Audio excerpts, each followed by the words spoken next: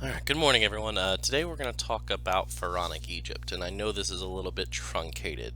We had talked about this 2 days in class, and I showed you that extensive video on um, the Old Kingdom and the pyramid construction at Giza. So I want to focus a little bit today on the overall broad picture, the rise of the Pharaonic control in the Old Kingdom, and then its ramifications as we move through the Middle and into the New Kingdom.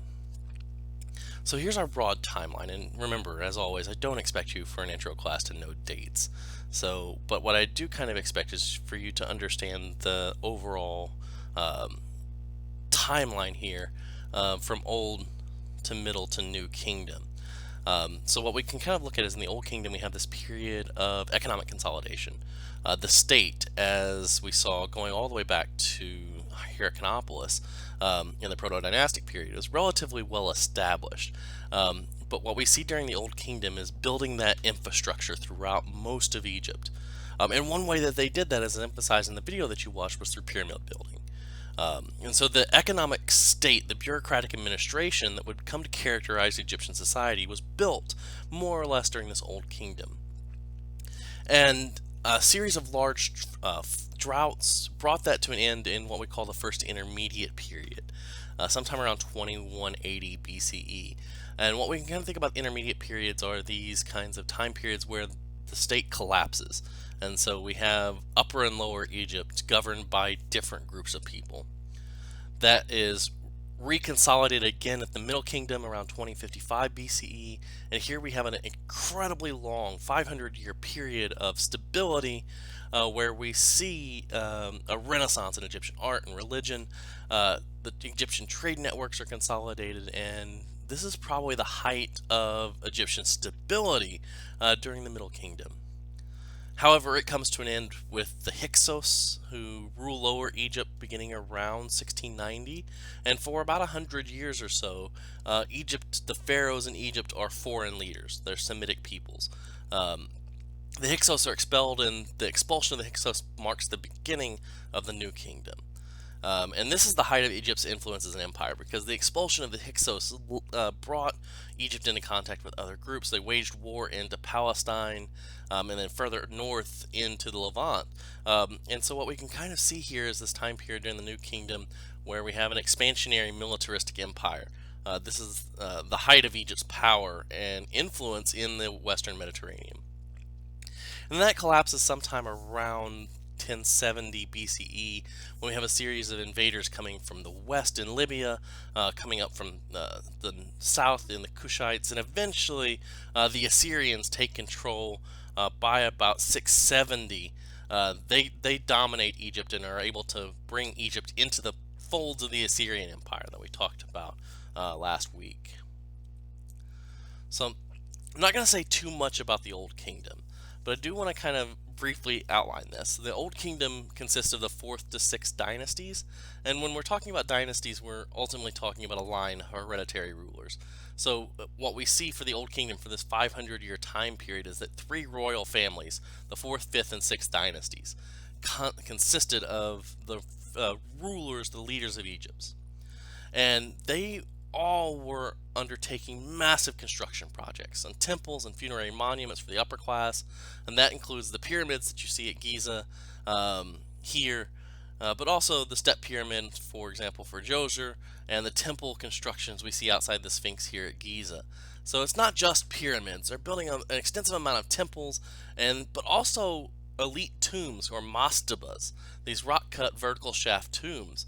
If we look at Giza, there are hundreds of these upper class tombs for the administrators and overseers of Egyptian society. We also have the establishment of a scribal system. Hieroglyphs are recorded for religious and burial documentation, but daily administration was done in hieratic, which is essentially like a shorthand, cursive form of hieroglyph. So you have these two official kinds of written languages, one for very specific ritual context, and one for the day-to-day administration of the state. And it's this Old Kingdom administration that I really want to focus on, right? Because we can not surprisingly, think about most hierarchical systems as a pyramid, and it works well for Egypt here, where we have the pharaoh, who is appointed by God to oversee Egypt, and the pharaoh rules by what we call divine right. And this is the idea that the ruling class is empowered by the will of the gods. In this case, in ancient and medieval Europe, the king ruled by the will of God. God appointed, say, Henry the Third to rule England because this was God's will, and that's kind of how kings and rulers have been able to manipulate to tie into their powers through kind of bringing this up through the uh, the religious system itself. Now, Pharaoh was a god on earth, and this is where we kind of see something slightly different from medieval Europe. Right, Pharaoh conceives of their personhood as the physical manifestation of Horus on earth, and as such, when they die, they would become a god. And so there's why we see this kind of transition towards these funerary monuments. They are temples to gods, but they are temples to a living God, who will then be housed in this structure upon their death. Now, most of the day-to-day governance of Egypt was overseen by what was known as a vizier, and this is the highest bureaucratic official in ancient Egypt. Viziers oversaw all the economic and political affairs of the state on the behalf of the pharaoh. So the pharaoh appointed what essentially amounts to a prime minister, and this vizier would then basically handle the day-to-day administration. Kind of think of it as like a chief of staff for the pharaoh to make sure that everything is running smoothly. Now, the vizier and the pharaoh also divided up society into nomarchs, or nomes, which were provinces, and they were headed by a nomarch, or provincial governor, who was appointed by the vizier most of the time, but also by the pharaoh in more hands-on cases. So we can kind of already start to see the hierarchical management. You have the pharaoh, the vizier who's overseeing this, and then these regional governors who are overseeing each of their provincial estates, and then there are a number of regional officials with a variety of titles like treasurers, overseers, architects, artisans, and priests. And each of these is responsible for the management of the treasury, for producing artifacts and goods, and for maintaining royal and temple estates. So what we can kind of look at is there's a broad middle class that emerges in this bureaucratic system to make sure that everyone is doing their jobs below them. And for the laborers, each person in the Old Kingdom was required to work for a set period of the year on public works projects. And not surprisingly, this corresponds to the flood cycle of the Nile. For the 2 or 3 months a year where the Nile floods its banks and you can't do any agricultural work, people got put to work elsewhere during the state. And this is when we see those broad construction periods around sites like Giza. The temple constructions were when everyone else couldn't do their day-to-day jobs, so they did something else. They worked for the state. Now, because of this, all agricultural and pastoral produce belonged to the pharaoh, because the pharaoh controlled the land, tamed the Nile to allow this, and then it was redistributed to local individuals in the forms of rations or during religious festivals. And it's the rations I kind of want to talk about. Right? So everyone in Egyptian society received rations. The pharaoh received rations. This is the way it was kind of conceptualized. The upper class received cuts of meat, fruits, fresh fish, and staple grains. So in addition to the bread and the beer, that was the daily ration for the lower class workers. Right, so we can kind of we see this in the hieroglyphic inscriptions.